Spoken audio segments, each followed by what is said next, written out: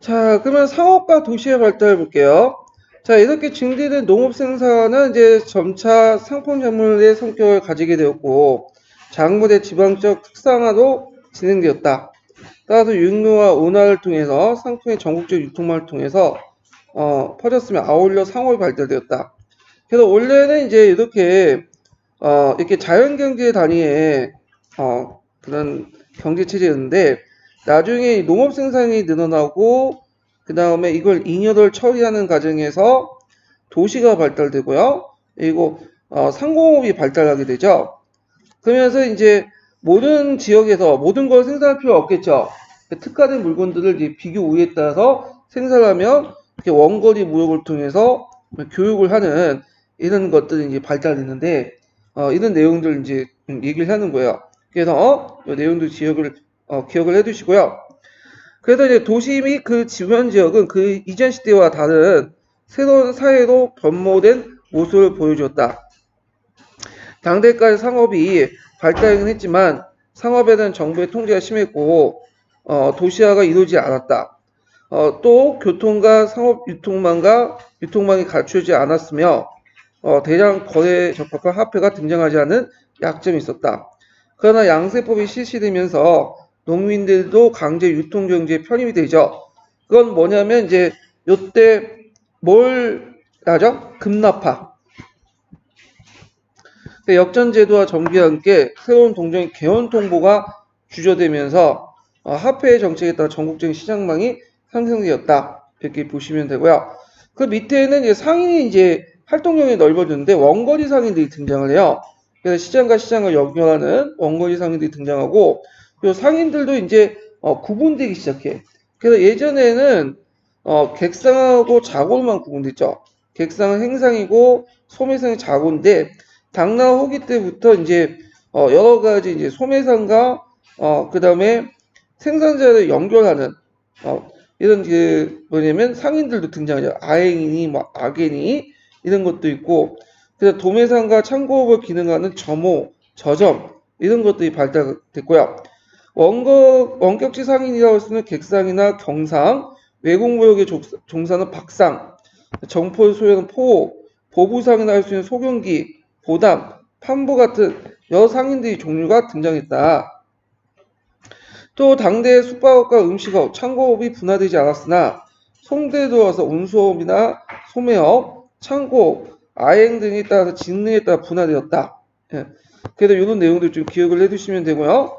그 다음에 이제 또 도시화가 이제 형성이 되는데 당송을 경계 도시 기능이 이전의 행정적, 정치적 성격에서 상업적, 경제적 성격으로 바뀌어요. 그래서 당나라의 도시는 되게 행정적이고 정치적 도시인데 이에 반해 송나라 도시는 상업적이고 경제적 도시예요. 그래갖고 이제 되게 보면 송나라 대도시들 있죠. 이만이라든지 항주 같은 남송이나 북송의 수도들은 대개 보면 그 옆에 경제적 중심이 끼고 있어. 그래서 예를 들어 뭐 항주 같은 경우에는 강남 평화, 델타 평화 지역을 끼고 있고요. 그다음 번주라고 부르는 이들이 지금 변주라고 하는 그 개봉 지역 같은 경우에는 그 개봉이 이제 5대부터 상당히 중요한 요충지로 부각이 됐고 5대 수도 상당수가 또 변경이었거든요. 개봉이었거든요. 그건 뭐냐면 거기에 운하의 중심지예요. 예. 그래서 상당히 경제적인 어떤 도시도 변모하고 있었다. 이렇게 좀 기억을 해두시면 될 것 같아요. 그래서 당만이 되면 거주지와 상업구역에 대한 제한이 없어지고 상정의 설치가 자유로워졌는데 시간과 장소에 구애받지 않고 자유로운 상업이 가능했다. 이걸 좀 이해하려면 당나라 때 시방제를 이해할 필요가 있어요. 시방제. 당나라는 이제 상당히 계획 도시죠. 그래서 자왕 같은 경우 보면 이제 이렇게 구성되는데 북쪽에는 항성이 있고 그 다음에 이제 큰 길이 동서남북으로 있죠. 이걸 주작대로 나오죠. 자, 그 다음에 여기 이제 뭐가 있어요? 방이라는 곳이 있어. 방. 예. 방은 지금 자이 아파트처럼 주변에 뭐 있어? 담이 쳐져 있어요. 그리고 거기에 여문이라는 그 문이 딱 있거든요. 그래서 방은 직업별로, 민족별로, 또는 계층별로 이렇게 모여 살아. 그래서 이제 우리가 이제 알고 있는 신라 방이라는 거 있죠. 신라 방도 방이 하나야. 근데 이제 도시에 시장을 건설할 때 시장을 아무데나 넣어서 뭐 자판 열고 막 그런 게 아니라 뭐죠? 정해진 곳이 있어. 그래서 이제 되게 보면 여기 좀 근데 되게 정해진 곳이 있는데 그 장안의 기준 볼 때는 동시, 서시 이렇게 구성되어 있죠. 간설시장이에요. 그래갖고 시와 방위로 이렇게 구성되어 있기 때문에 딱 계획도시다. 이걸 뭐라 하면 시방제라고 해요. 예. 근데 당나라 말기 때부터 이런 시방제가 이제 붕괴되기 시작해요. 이게 이제 왜 붕괴됐냐? 외곽에 이제 형성됐던 조그만 장터가 있었는데 초시라는 것도 있지. 이 초시들이 번성을 하기 시작하면서 이런 분위기가 어디까지 영향을 준 거야? 당나라 그 장안이나 이런 대도시에 영향을 줘요. 그러면서 대도시가 점점 이제 초시에 영향을 받아서 방과 시가 붕괴되면서 이제 곳곳에 이제 뭐죠? 시장이 개설되고 그 다음에 예전에는 뭐 야간 통제를 했는데 야간 통제도 안 하고 24시간 영업도 하죠. 그리고 예전에는 이제 뭐 자기 그 끼리끼리 모여 살았죠. 근데 이제 아무데나 살아요. 물론 이제 사는 곳에 따라서 이제 몰려 있는 데가 있겠죠. 뭐 계층별로. 그런데 이제 거주 제한이 없어. 그래서 당나라는 좀 약간 통제적인 느낌이 드는데 근데 이에 반해 송나라는 좀 자유로운 느낌이 들어요. 이거는 이제 동계 읽을 때 한번 좀 볼게요. 자, 하여튼 자유로운 상공을 보장을 위해서 당송대 상공업자들은 동업단체들이 등장했는데 상인단체 중 송대는 행과 단이라 불렸고 수공업자는 장이라고 했다. 자기라고 했다. 그러면 여기에서 행, 단, 자기인데 주의할 것은 이제 여기 송나라 때는 당나라 때는 행이 있었거든. 행. 근데 작은 언제 등장했냐? 송나라 때 등장했어요. 이거 꼭 기억을 해주세요. 당나라 때는 작이 없었어. 송나라 때 작이 생긴 거야. 그래서 당나라 때는 송나라 때는 행작 이렇게 기억을 해두시고요. 그 다음에 이제 그 당나라와 송나라의 그 뭐냐면 행이 성격이 좀 달라요. 그래서 당나라 때 행은 말 그대로 정부의 위임을 받고 권한을 받고 좀 직접적 예속적인 단체야. 독점권을 행사해요. 그래서 정부의 일을 좀 처리해주고 일종의 시전상인처럼 이렇게 국역을 좀 담당해주고 거기에 다른 집단의 독점권을 행사하는 집단이 행인데 이에 반해서 이제 송나라는 상대적으로 볼 때 정부의 관계에서 좀 더 뭐냐면 자유로워요. 대신 독점권 없어. 그렇다고 해서 뭐 송나라 행이 완전히 정부로부터 통제 벗어나냐 그건 아니고 상대적인 거예요. 그래서 이렇게 이제 좀 차이가 있다는 좀 기억을 해두시면 되고요. 한편 방제가 붕괴되면서 자유로운 거주가 가능하게 되자 치안의 육지의 목조 상할 간할 구역이 설치되었다. 송대 대도시의 번함은 자유로운 발전상은 동경몽화론에서 잘 모색됐다. 이거 좀 기억을 해두셔야죠. 이때 동경은 어디를 의미하죠? 카이퐁을 의미하죠. 카이퐁. 이때 이제 동경몽화론을 왜 작성했냐면 후대 이제 그 맹한로라는 사람이 있었는데 이 사람이 원래 북경에 있다가 북경이 아니라 카이퐁에 있다가 쫓겨났어요. 남송으로. 그래서 이제 그 당시 그 남송을 가면서 남송에 있을 때 예전에 동경에 있었던 내용들 추억들을 기록한 게 동경몽화론이에요. 네. 그 다음에 이거 외에도 그 당시 장택당이 그린 뭘 유명하죠? 청명상화도가 있죠. 청명상화도도 청명절 때 그 뭐의 그림을 그린 거예요? 개봉 신약을 그린 거야 보고. 그래서 이건 두루마리 그림이죠.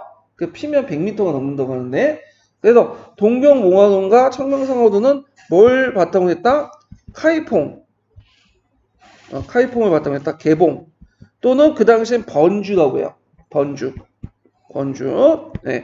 그래서 이제 이걸 했다. 네. 그래서 이게 예전 시험 문제 나왔어요. 그래서 꼭 교과서에도 있으니까 좀 기억을 해주세요. 동경몽화도과 그 다음에 청명상화도. 네.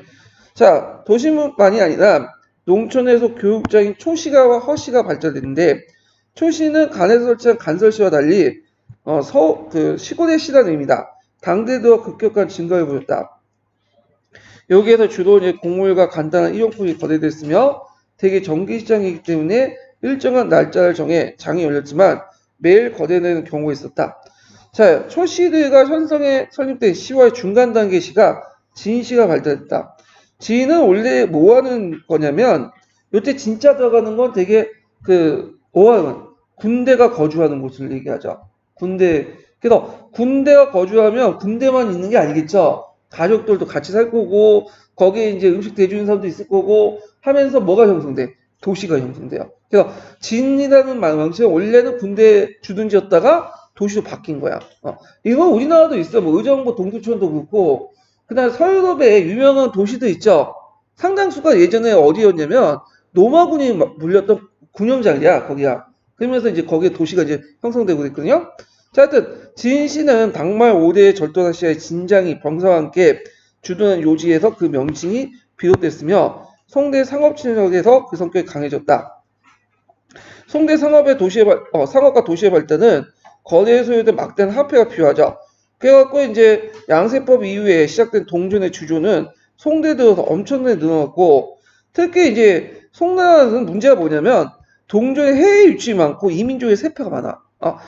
동전의 해외 유출을 볼 수 있는 게 뭐냐면 지금도 달러 같은 경우에 미국 국내만 쓰는 게 아니죠. 어디 있어요? 전국 각지 다 세계 쓰잖아. 근데 이제 달러는 뭐 부족할 거 없어. 뭐 미국 정부에서 그냥 양적 완화라는 이름으로 그냥 막 찍어내면 좋다고 이제 다 쓰잖아. 근데 그 당시에 동전은 뭘로 만든 거야?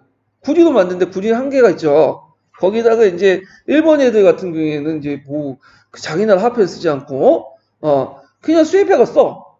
그러다 보니까 이제 화폐 유출도 많고 그 다음에 이민족의 세패를 갖다 바칠 때도 동전을 줘요.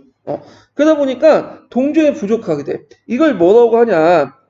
전황이라고 하죠. 전황. 예. 이거 오늘날 얘기하면 디플레이션이죠. 물가 하락. 이런 문제들이 등장을 해. 그러다 보니까 종전을 대신할 수 있는 뭔가 필요하겠죠. 이걸 화폐를 할 수 있는 게. 그래서 이제 이때 이제 금과 은이 유통되고요. 금과 은. 특히 이제 은 같은 경우에는 원나라 이후부터 주요 화폐가 되는 거야. 그래갖고 이제 명청 시대 때도 동을 쓰지 않고 동을 쓴다는 것보다는 이제 금을 이제 은을 이제 기준으로 해갖고 쓰죠. 이게 은본이 제가 성립이 되죠. 그 다음에 지폐와 어음이 이제 있어요. 자, 일단 지폐는 뭐냐? 민간주대 교자와 정부가 발행한 해자인데 교자는 되게 북송시대 때 발행된 거고 그 다음에 해자는 남송시대 때 발행된 거야. 그래서 이제 지나친 남발로 신용도가 떨어졌다. 그 다음에 일종의 어음이었던 앞으로 이제 돈 주겠다고 한 여민과 차인도 전매품인 차와 금을 대한 물품 대금으로 발행한 것이다. 요것도 일종의 지폐 대용으로 써요. 왜냐하면 요 자체가 종이 조각에 불과하지만 이걸 가지고 있으면 나중에 뭘 받을 수 있는 거야? 돈을 받을 수 있잖아. 그러니까 이제 이게 일종의 지폐처럼 사용하게 되는 거죠. 자, 대운하를 중심으로 활발하게 전개되는 국내상은 못지않게 대외무역도 희귀적으로 발달했는데 요때 이제 뭐 일본이나 아라비아, 동남아 이런 지역에 무역을 했죠. 그래서 주요 무역상 항이었던 강주, 청조에 일종의 시박사를 설치하죠. 예. 참고로 시박사는 언제 때부터 설치한 거? 당나라 때부터 해서 그 명나라 때까지. 당나라. 당송원 때는 필수였고요. 그 명나라 때는 잠깐 설치했다가 없어져요. 이거는요. 예. 그래갖고 이제 잠깐 이제 설치됐던 거고. 그래서 뒤에 청나라 때 해관 있죠. 해관. 해관도 실제로는 시박사의 후신이라고 보시면 돼요. 이렇게. 자, 송나라와 당나라의 이제 학술과 문화를 보기 전에 여기에서 이제 그 앞에 이제 설명한 부분이 이제 되게 보면 그 당송을 답쳐가지고 그냥 사회경제적 얘기를 하고 있거든요. 예. 그래갖고 여기에서 좀 부족한 부분을 동기에서 좀 찾아서 볼게요. 그래서 그 부족한 부분 중에 하나가 뭐냐면 도시와 관련된 거예요. 송대 도시. 네. 도시 구조. 그래서 송나라 도시 구조는 예전에 12년인가 11년도에 기출문이 나왔기 때문에 시험문이 나올 가능성이 많아요.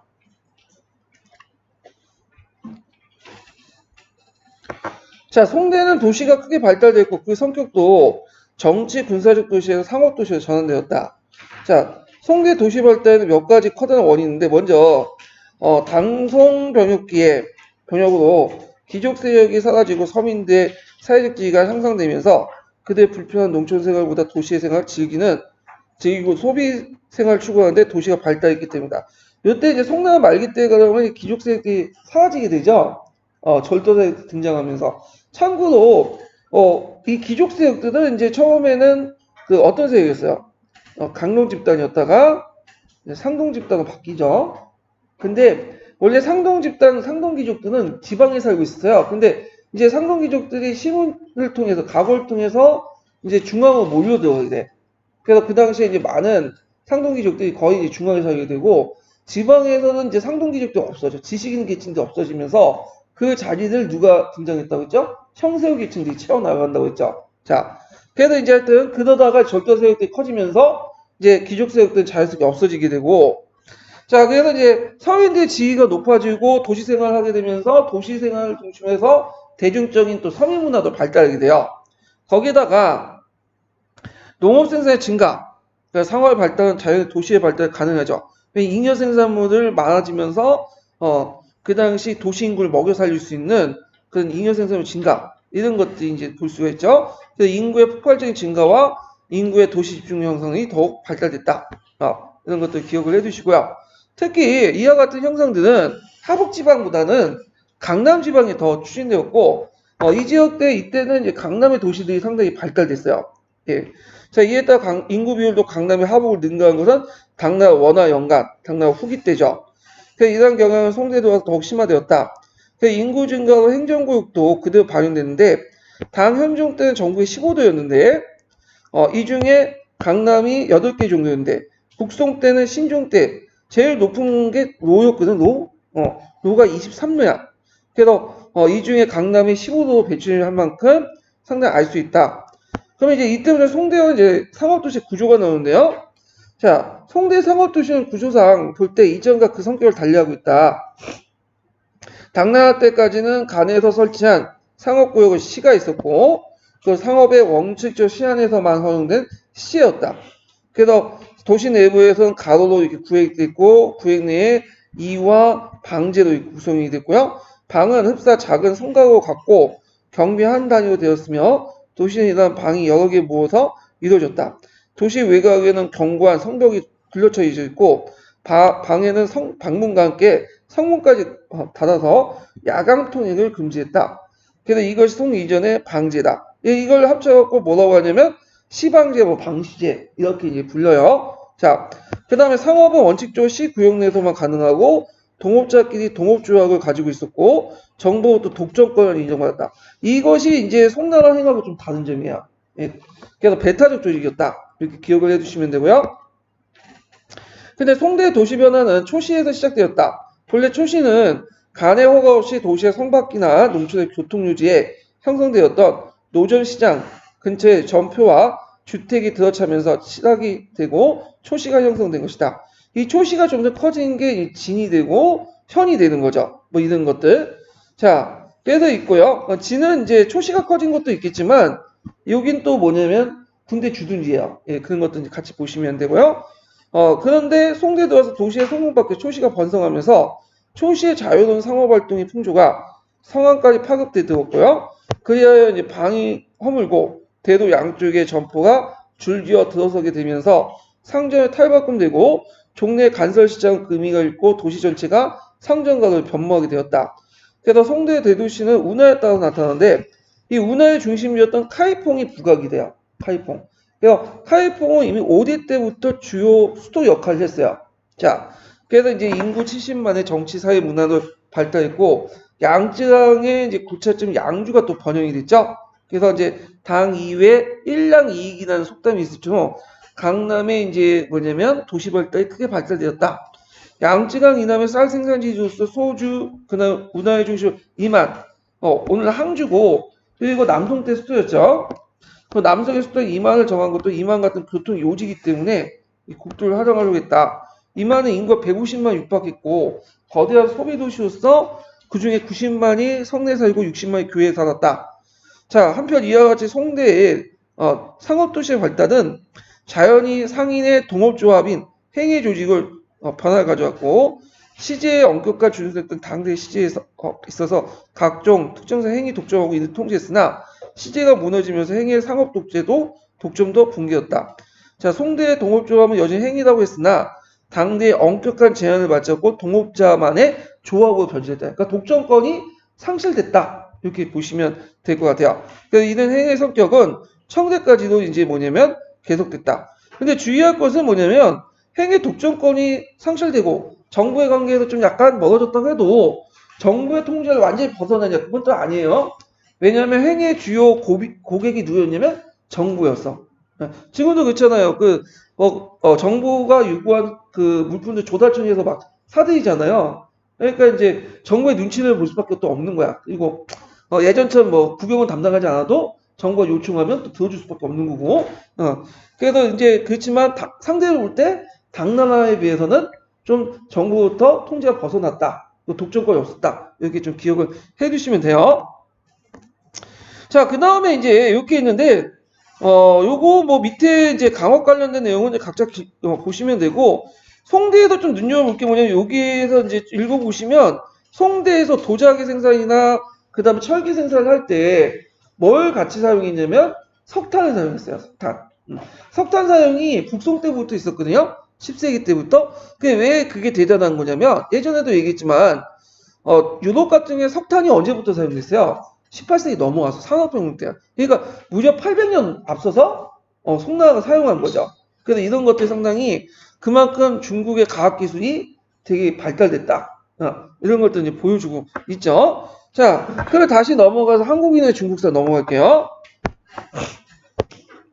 자, 수나 다문화 학술 문화 해가지고 이제 이렇게 있는데, 자, 일단은 이제 그 수의 문화와 당의 문화의 특징, 특히 당의 문화의 특징은 이제 두 가지 요약해 볼 수가 있어. 예전에 한번 시험 문제 나왔는데, 하나가 뭐냐, 국제적이야.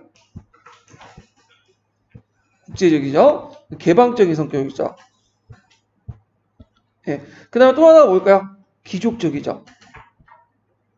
이 특징이 있어. 국제적, 개방적 또는 귀족적. 예. 근데 이제 송나라 문화는 완전히 다르죠. 반대죠. 송나라 문화는 뭐와 뭐죠?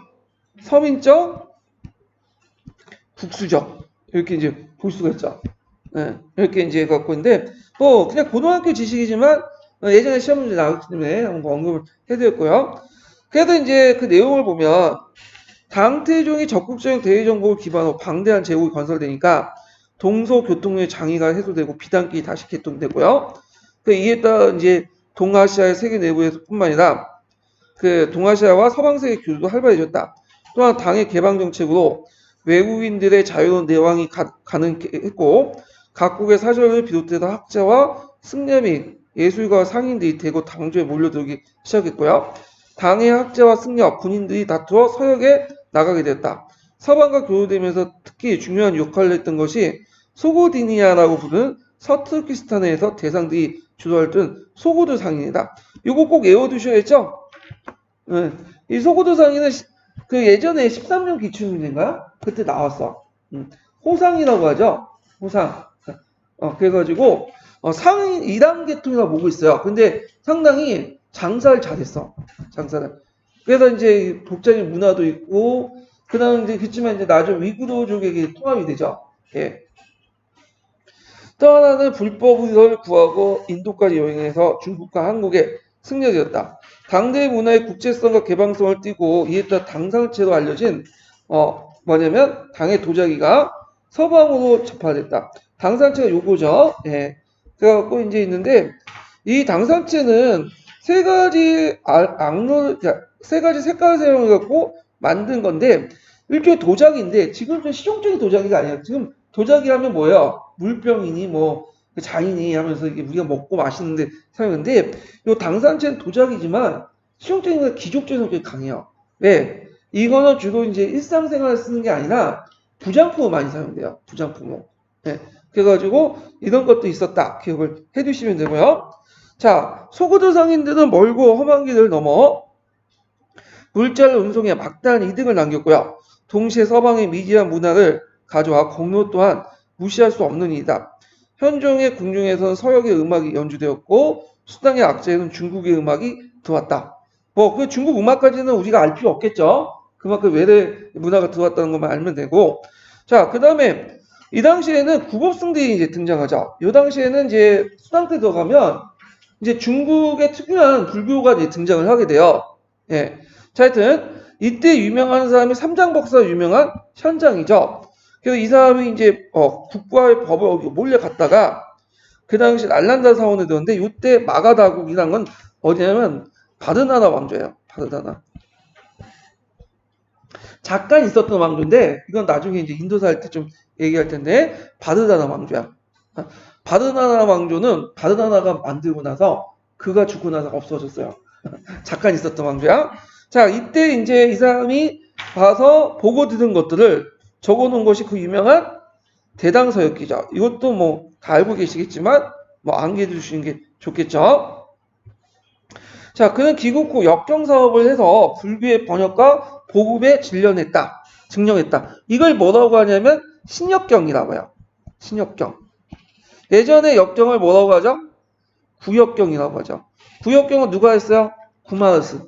신역경은 현장. 그러니까 하여튼 구역경이든 신역경이든 그 당시 역경 사업을 해서 불교의 어휘가 어떻게 돼요? 불교의 경전을 번역하는 과정에서 뭘 했다?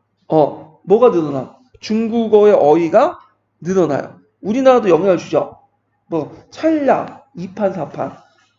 그래서 이런 시간적 개념들 다 이 불교에서 두는 거야. 그래서 산스크리트를 이제 한자 번역하는 과정에서 했다는 거. 그래서 며칠 전에 제 나라 말씀이니까 그걸 보니까 우리나라 승려가 범언을 하더라고요. 범언인지 아닌지 잘 모르겠는데, 근데 그 말이 안 되는 것 같아, 내 생각에도. 범언을 어떻게 하나? 범언을 하려면 인도까지 가가지고 해야 되는데, 그냥 범어 경전을 보고 해석은 할 수 있어도, 그걸 발음을 해갖고 막 자유롭게 구사하는 거는 안 맞아. 예. 그래서 그 나라 말씀이 보고 잠깐 충격을 받은 게 역사 왜곡을 저렇게 할 수 있구나. 아무 팩트를 근거, 영화를 만들어 좀 팩트를 근거를 해가지고 만들어야 되는데, 거기다 또 어떤 모 강사는 와가지고 그걸 선전하더라고요. 네. 그래서 세종대왕 외에도 여러 명이 집단 만들었다, 뭐, 말 같지도 않은 소리를 하는데, 아무리 돈 받고 한다고 해도, 양심을 지키고 해. 역사교사로서, 그러니까 역사를 가르치는 사람으로서 양심은 좀 있어야지. 자, 하여튼, 제가 누군지 말을 안 할게요. 이게 좀 명예훼손에 걸리니까. 자, 그 다음에 의정도 바닷길을 건너서 인도에 25년 동안 불교를 연구하고 귀국해서 역경사업을 했는데, 이 사람이 쓴 책이 누구냐면 남해 기내 법전이에요. 이것도 기억을 해두셔야죠. 일단 책 이름은 다 기억을 해두시는 게 좋을 것 같아요. 자, 그 다음에 장안인데, 장안도 예전에 시험문이 나왔어요. 아주 쉽지만. 그래서 8세기 때 대개 이제 문명권 본료 크게 3대 도시가 있었죠. 일단 유교 문화권에서 뭐가 있었죠? 장안이 있었고, 그 다음에 이슬람 문화권은 뭐가 있었죠? 바그다드가 있었죠. 그 다음에 기독교 문화로서 뭐가 있었어요? 콘스탄티노플이 있었죠. 네, 요 기억을 해주세요. 장안, 바그다드, 콘스탄티노플. 네. 예전에 도시 자체가 나왔으니까 좀 기억을 해주시는 것도 좋을 것 같아요. 자, 하여튼 장안이 인구 100만에 해당하는 국제도시였고요. 동서문무대 교류에 중대한 역할을 했고, 각국에 몰려든 사람들이 각기 고유한 풍습과 습관을 유지하면서 거주했다. 장안을 차지하면서 외국인들 소구도인 외에도 동아시아 각국에서 온 조공사절과 질자, 유학생들, 그다음 유학생들이 있다. 우리나라에서 이걸 뭐라고 하냐면 수기라고 하죠. 수기. 원래 수기 학생은 그 당시 인지적 성격이 있어요. 그래서 신라에서도 나당 동맹할 때 수기를 누구를 파견했냐면 주로 이제 왕족들 파견했잖아요. 예, 김인무 같은. 근데 나중에 이제 신라 말기 때 들어가면 이제 주로 육특품이 가서 이제 해요. 예, 그래서 이제 수기 학생들이 이제 들어오는데, 자, 하여튼 당제국의 세계성과 개방성을 잘 보여주는 것은 바로 당대의 유명한 종교들 수 있다. 그래서 많은 종교가 들어오게 되는데, 중국 전래 유교나 불교, 도교 외에도 조화수교를 이제 배화교라고 하죠. 마니교인데 중국에서 이걸 명교라고 해요. 그 다음에 기독교 일파이었던 경교를 네스티우스파라고 하죠.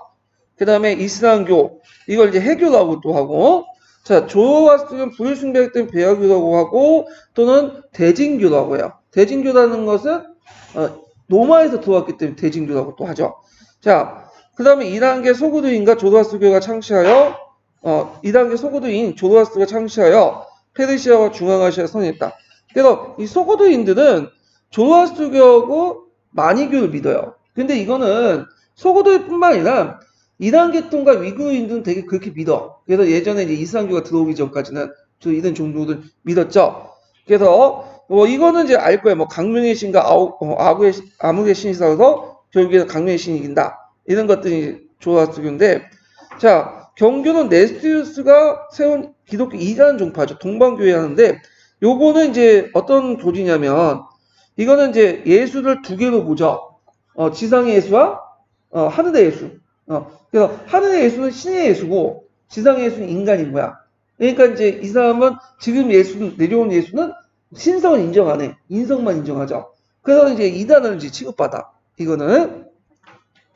그래서 하여튼 당태종 때 전래되어 많은 신도를 확보했다. 마니교는 페르시아 마니가 창시한 교인데 우주를 명과 악을 대립된 이원적으로 이해하는 종교인데 요거는 이제 조가스에서 관련 이단이에요. 그러니까 조가스교 볼 때는 이단이야. 근데 좀 차이가 뭐냐면 조가스교는 선의 신과 악의 신, 그러니까 이제 아흐라 마즈다와 아리만이 결국 싸워가지고 선의 신이 이긴다 이런 식으로 얘기하는데 이에 대해서 마니는 그걸 반대해서 선과 악은 항상 공존하며 항상 우리 내면에 있다. 그러니까 우리 내면에 선과 악이 같이 있다는 거야. 그래서 우리는 마음의 정화를 통해 불교에 영향받은 건데 악을 좀 누리고 선을 제일 발현해야 된다. 이런 식으로 얘기를 하거든요. 그러니까 조사할 입장에서 마니는 뭐가 되는 거야? 이단이 돼서 탄압을 받아. 예. 자, 하여튼 이렇게 있고 축조문 때 전래대 후대 강남 지역에 크게 유행했다. 그래서 강남 지역 명교라고 이게 불리잖아요. 나중에 일선이지만 주원장도 마니교 신자였다고 그래요. 예. 그래서 국호를 뭐라고 적었냐면 명이라 적은 것도 그 이유다. 근데 이거는 그냥 설이에요. 주원장이 그 젊었을 때 또 그냥 머리 깎고 또 승려도 되고 그랬잖아요. 자, 하여튼 있고 그 다음에 이제 이슬람을 또 천진교, 대진교, 뭐 해교 이렇게 불렸죠. 자, 페르시아 문화권이나 인도 문화권 같은 서방 세계에 접촉이 심화되어 이는 세련되고 보편적 여러 영의 문화에 수입되었다. 그 다음에 그 밑에 보면 이제 예전 시험 문제 나왔던 것이 이거죠. 제리술. 그 이슬람 세력과 탈레스 전투 때 사로잡힌 포로에도 전달됐다. 요거 탈레스 전투 때. 그래서 이제 이게 바그다드로 가서 이집트를 건너서 그 다음에 북아프리카를 거쳐가지고 어떻게 스페인을 거쳐서 어디로 갔죠? 유럽으로 건너갔죠. 네, 이렇게 좀 기억을 해두시면 돼요.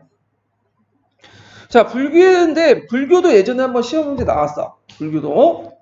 요때 이제 불교는 이제 어떤 불교냐면 인도화된 불교가 아니라 이제 중국화된 불교예요. 그래서 이게 잠깐 불교에 대해서 좀 얘기할 필요가 있는데 이건 동계도 있는 내용인데 1단계는 무슨 불교라고 했죠?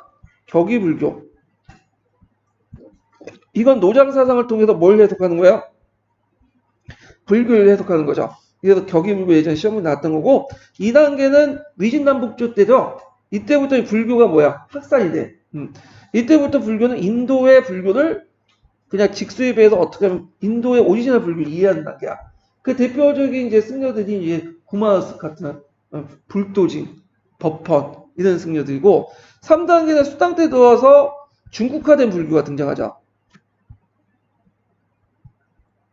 그래서 중국화된 불교 중에 이제 종파도 있는데 대표적인 게 천태종이니 그 다음에 하엄종이니 그 다음에 하엄종, 선종 그 다음에 정토종 이렇게 그 중에 제일 중국화된 불교가 뭐냐 선종이야. 선종. 왜 선종이냐? 중국인들은 말을 별로 안 해.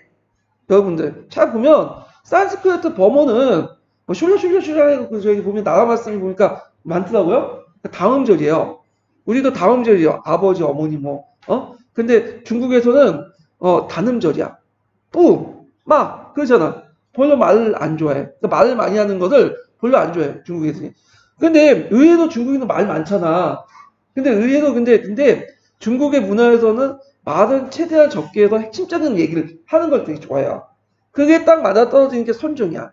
선종은 말을 많이 안 하죠. 나 깨달아 먹고 참설도 깨달으면 사는 삶으로도 무등무이로 딱 던지잖아. 그래서 선종인데 선종이 그 당시 이제 제일 중요한 거야. 그리고 지금 중국의 교파들은 선종이라고 70, 80%다 선종이에요. 예. 그 다음에 정토종인데 정토종은 뭐와 관련돼 있죠? 대중화. 이건 뭐 우리나라하고 일본이나 중국 다 똑같아. 정토종은 대중화된 거야. 예.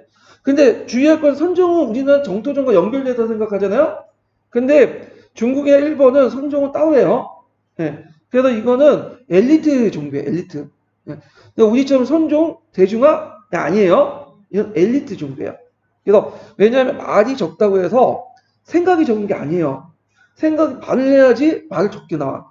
예. 근데 말 많은 사람 쳐놓고 실속 있는 사람 없죠. 예. 그래서 이 선종은 상당히 그 당시 지식인들이 적극적으로 받아들인 종교 형태다. 그래서 그 당시 이 선종의 영향을 받아서 유교가 새롭게 신유학으로 발전되죠. 이게 이제 뭐냐면 이학, 뭐 성리학 이렇게 불렸던 거고 양명학 이런 것들이 이 선종의 영향을 받았던 거예요. 야, 그런 것도 좀 기억을 같이 해주시고요. 자, 그러면 보면 유명한 교단으로서 남방의 청태종, 우리나라 또 연결돼 있죠. 하엄종, 법상종 이런 것도 있고요. 그 중에 중국적 불교에서 되게 유명한 게 이제 선종이야. 예.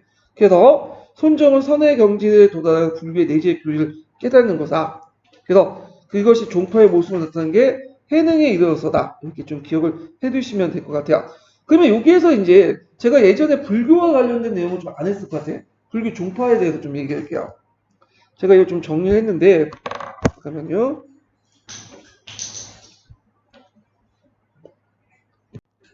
자, 그러면 종교, 이제 불교와 관련된 내용을 좀 볼게요. 정리를 제가 예전에 한번 포를 대충 정리를 해봤는데, 여기 보면 이제 불교 원시 불교가 있어. 원시 불교. 그래서 이제 원시 불교 때는 아직까지는 파벌이 형성되지 않았던데요. 교단이. 근데 이제 이것이 아이고 잠깐만요.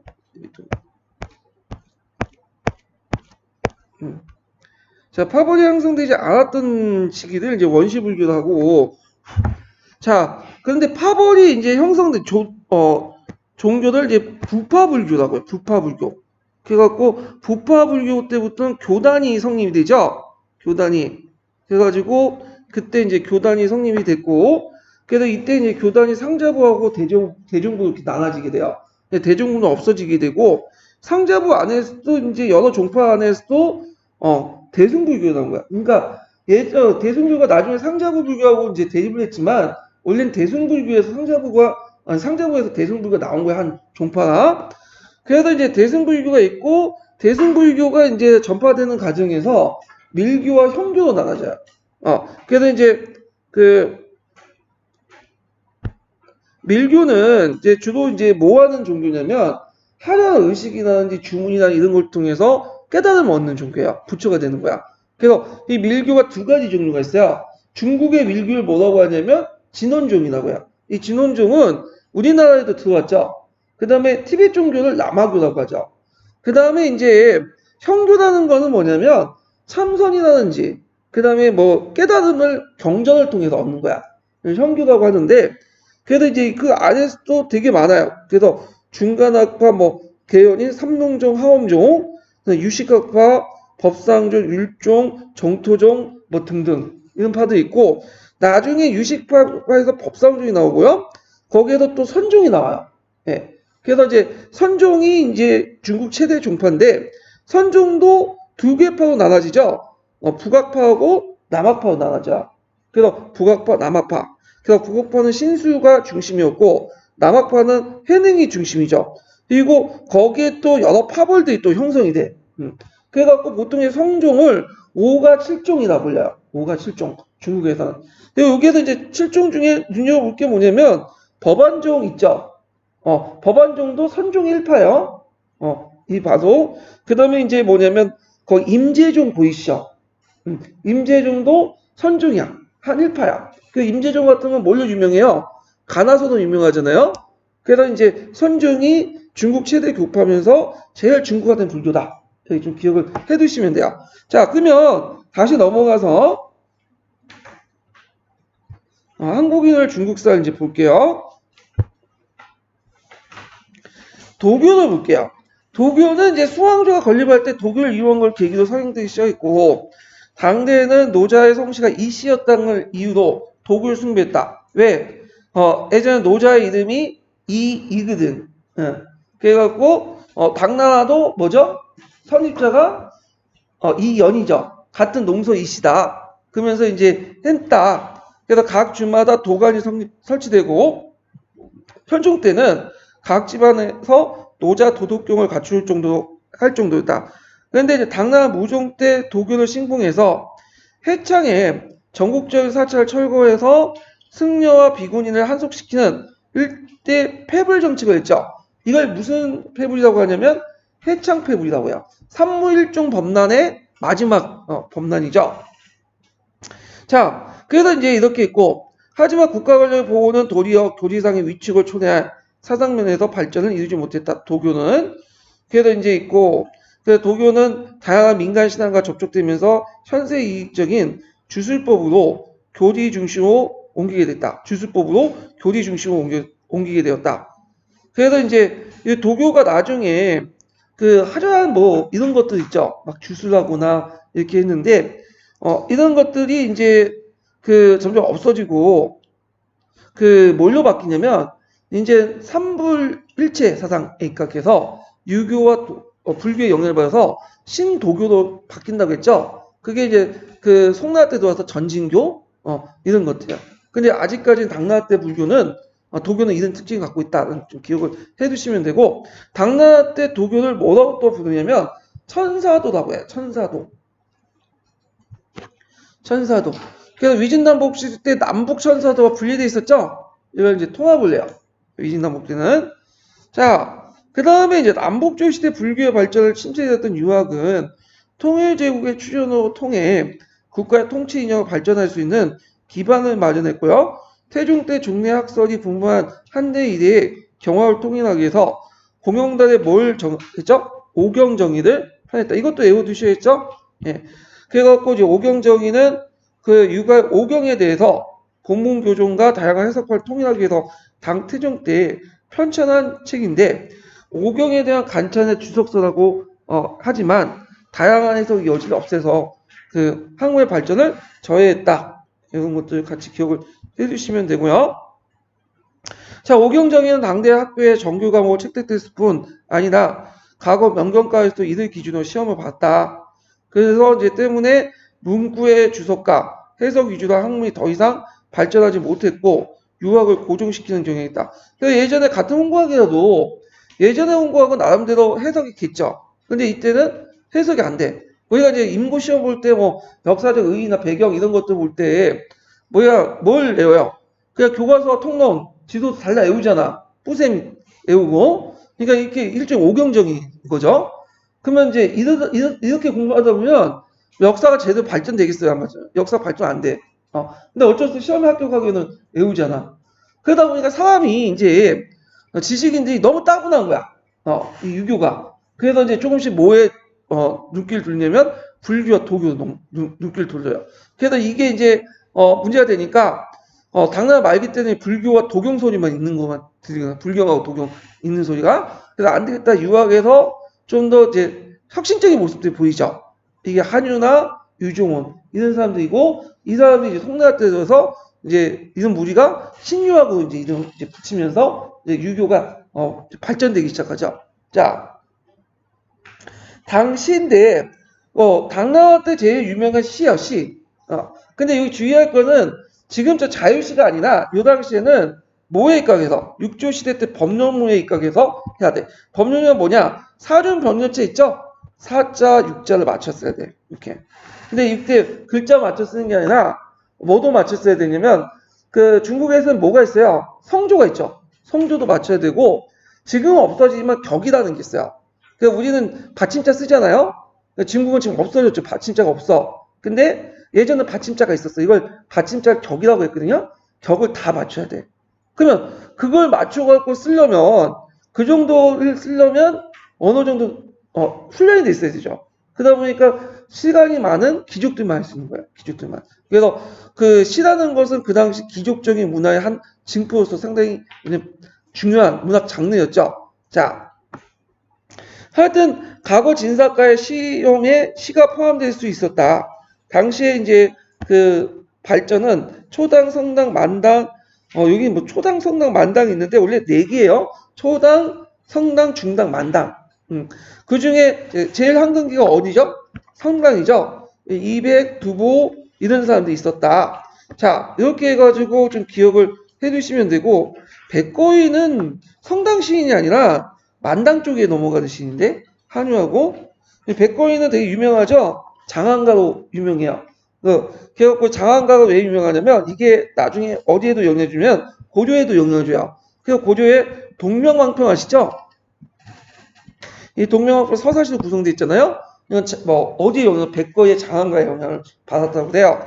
자, 뭐 이렇게 있고, 그런 것들 뭐 시는 이제 관심 있는 분들은 이제 보시면 되고, 자, 당대에 보면 이제 역사 편찬이 있었죠. 그래서 남북주 시기에 주로 개인의 사찰이 많았지만, 당대에는 국가 권력이 역사서의 편찬에 관여하여 정사를 편찬했다. 그걸 이제 뭐라고 해요? 국사 감수제도라고 하죠. 그래갖고 사학에 대한 지식이 없는 관료가 사설 편찬하기 담당함으로써 많은 폐단이 나왔고 이후 왕조가 계속 담당했다. 그래도 예전에는 주로 이제 집안 차원이나 개인 차원에서 했는데 이제 국가 차원에서요. 당나라 때부터, 당태종부터. 그러다 보니까 이제 어떤 문제점이 생겼어요? 역사가 점점 획일화되기 시작해. 그러니까 국가의 간섭과 통제를 받게 되고. 그래서 이게 이제 예전에 시험문이 나왔는데 요 관련돼 가지고 한번 당나라 문화불론 관련돼서 역사와 관련돼서 한번 볼게요.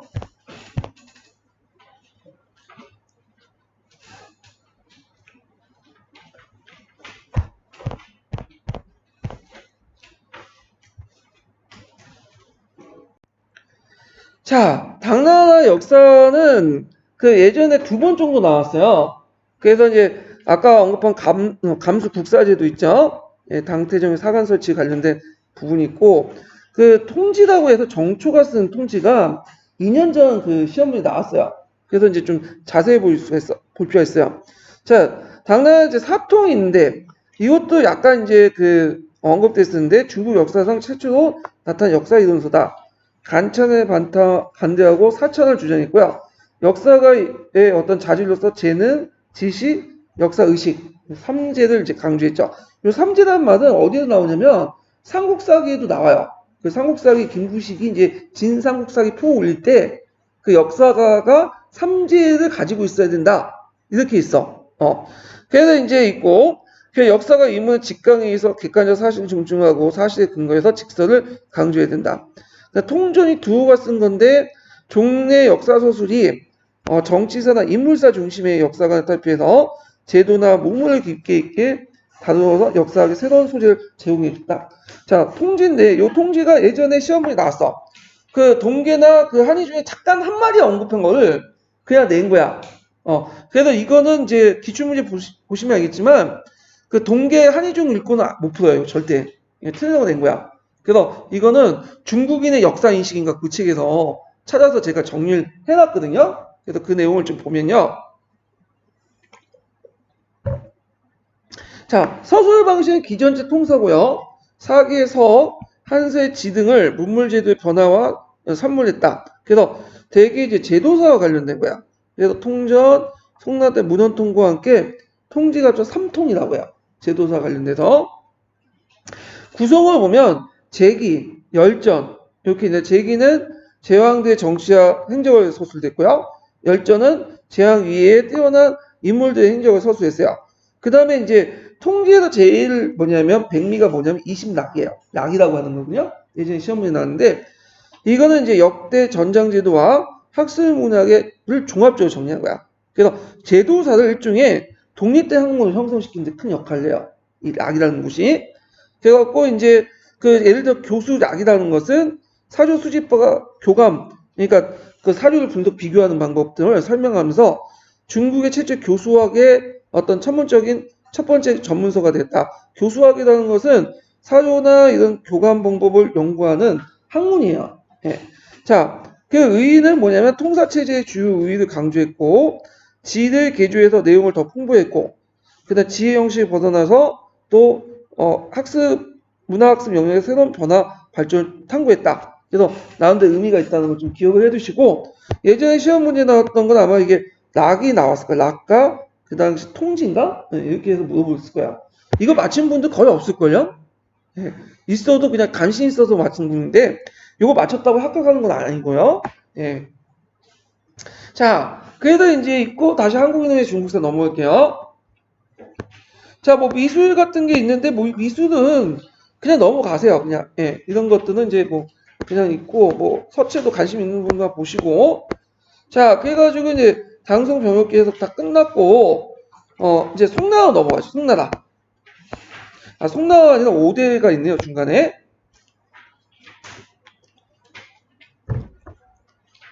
자, 당나라 멸망부터 해서 통일 건국까지가 5대라고 하죠. 60년 동안. 그 하복에는 중원에 후량, 후당, 후진, 후한, 후주 이렇게 있었고 그 다음에 송은 연결되죠. 그 다음에 그 강남을 중심으로 해서 10개국이 있었어. 예. 근데 10개국 중에 다 뭐 강남만 있었던 건 아니고 북한이라고 해갖고 건안의 계례국 정부가 하나 있었어요. 요거는 이제 강국이 있었고 나머지 9개국은 강남에 있었어. 예. 자, 그래갖고 이렇게 있고 뭐 이렇게 해서 이제 쭉 있는데 뭐 5개만 예를 드시면 돼요. 후장, 후당, 후진, 후한, 후주 이렇게. 그래서 이제 875년에 시작된 항소의 난이 종결된 884년에 당주에서 각지에 활보하고 있던 번진만이 아니라 난중에서 각지에 흥기한 새로운 세력이 출현되었다.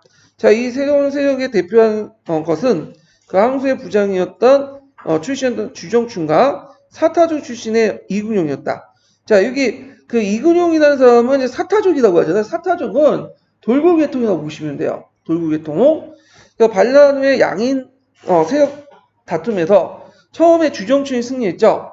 그 이경의 근거지인 산서 지역에 물러났고 당의 정치는 그 주전추에 좌우되고 주전추는 소선제로부터 양의의 형식을 받아서 당조를 멸망시키고 호량으로 이제 건국을 했고요.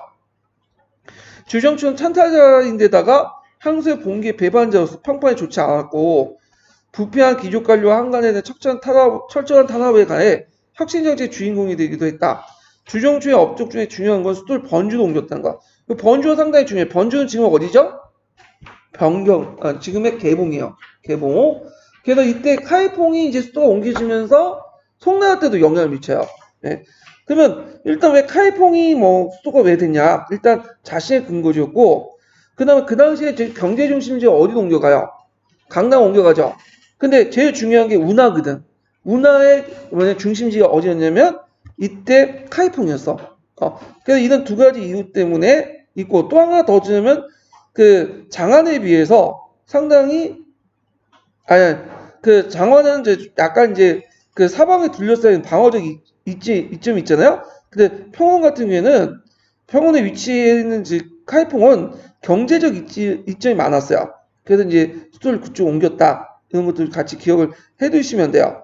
그래도 송나라 때 수도는 5대나 송나라 때 수도는 특징이 뭐냐면 정치적인 고려는 별로 안 하고 어디에 입각한 척자의 경제적 입각에서 한 거야. 근데 뒤에 이제 뭐냐면 원명청 때는 이거는 뭘 고려한 거죠?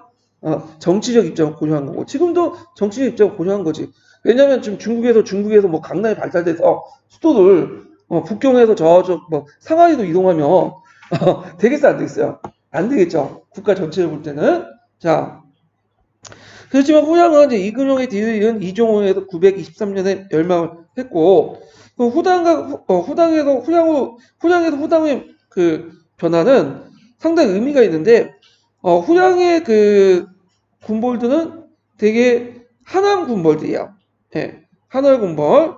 그래서 이제 하남 군벌이 후양인데 그 다음에 나머지 군벌 산서 군벌이거든요. 그런데 이제 이때부터 이제 뭐냐면 하남 군벌들이 뭐냐면 이제 물려났다 이렇게 기억을 해두시면 돼요. 예. 자, 그래서 이제 있고 그 다음에 뒤에 넘어가서 후당 때 이제 보면 이 후당 말기 때 거란과 손을 잡은 누가 석경당이 이 후당을 멸망시켜 후진을 세웠죠.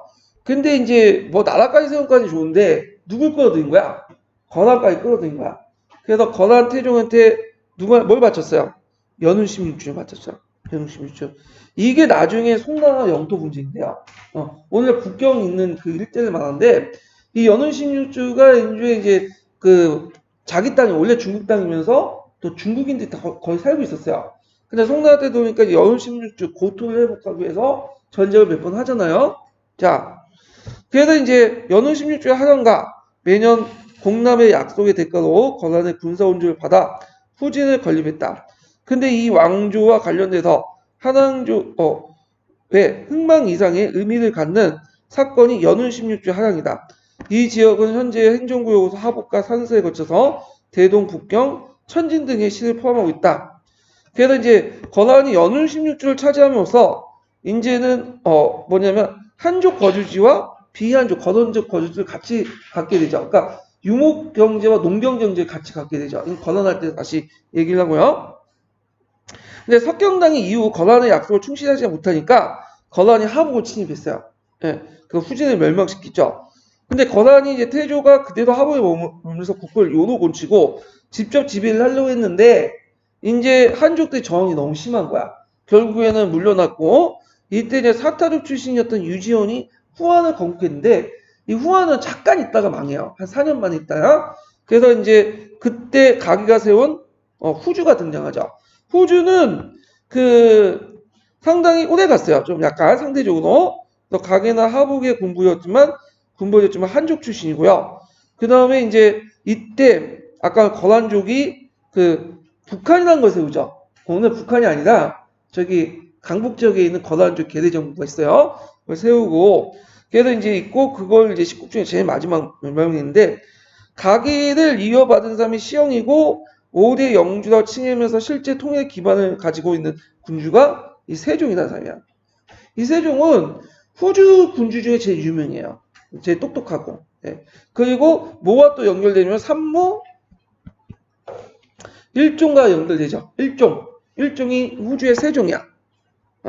자, 그래서 세종은 통일전쟁을 시작했으며 그 과정에서 중앙의 군군을 재편 강화했다. 세종은 또 불교 사원에 탄압을 했는데 탄압으로 유명하다. 그는 사원 소유의 정토를 국가로 회수하고 비가사 대상이었던 승리를 한속시키고 불상 등 사원에 있던 동제품을 회수해서 군사비용을 충당하기 위해 동전을 주줄 사용했다. 그래서 이 사람의 패불 정책의 좀 특징이 뭐냐면 산무 같은 경우에는 되게 뭐 도교의 요청에 따라 불교를 탄압했잖아요. 근데 이 사람은 철저히 재정적인 목적에 따라 정치적 목적에 따라 하게 되는 게 특징이야. 그래서 이런 것들이 특징이고 그래서 이제 이런 것들 같이 기억을 해두시고요. 그리고 남당을 해서 승리를 거둬서 그 중요한 산지였던 양자가 하류직을 장악했다는 거. 그 다음에 이제 세종이 급사를 하게 돼요. 그때 이제 즉위한 것이 이제 조광유인데 이 세종이 죽고 나서 이제 어린 공제인가요? 그 어린 황제가 즉위하고 거란족이 공격해 오니까 이게 진교육에서 이제 뭐냐면 절도사들이 모여서 그 상관이었던 조광유를 추대를 하게 되죠. 이게 뭐냐면 진교육에서 변이라고 하는데 이 진교육의 변을 통해서 등장한 것이 조광유 송태조예요. 예. 자, 그래서 이제 이런 것들을 같이 기억을 해두시면 되고요. 5대는 번진의 또 홍치 구조를 확대시켜 그대로 이어받은 군벌 정권이었고 훈양을 제외하면 산설 군벌 내에 이제 정권 교대적 성격을 짙었다. 그래도 이제 있는데 이 절도사들이 이제 세가 강했지만 동시에 절도사들 밑에 있는 사람들이 주로 누굴 두명했냐면 신흥 세력들, 그러니까 청세호 세력들 때문에. 왜냐하면 이제 그 무인들 입장 때는 구체적인 어떤 실무 능력 같은 걸 자기가 못하니까 주로 이제 형세호들 등에서 그렇게 이제 하게 되죠. 그래서 이런 신흥 세력들이 나중에 송나라 세우는데 큰 공을 하고 과거 제도와 연결돼서 무슨 계층이 됐냐면 사대부 계층이 된 거죠. 송나라 때. 자, 뭐 이렇게 있고 이제 뒤에는 이제 19과 관련된 내용인데 각자 읽어보세요. 19군. 자, 그래서 송나라의 건국 관련된 내용을 볼게요. 송나라의 건국은 그래서 이제 우리가 이제 송나라 태조 정왕부터 해갖고 문치주의라는 거 있죠? 예, 문치주의하고 그 다음에 또 권력구조, 송나라의 권력구조 이게 상당히 또 중요해요. 이게 예전에 기출문제에 언급됐었고 관련된 문제가 두 문제 나왔기 때문에 나올 가능성이 있어요. 이 부분은 동계와 함께 한번 좀 살펴보기로 하죠. 이건 좀 쉬었다 할게요. 이 부분은.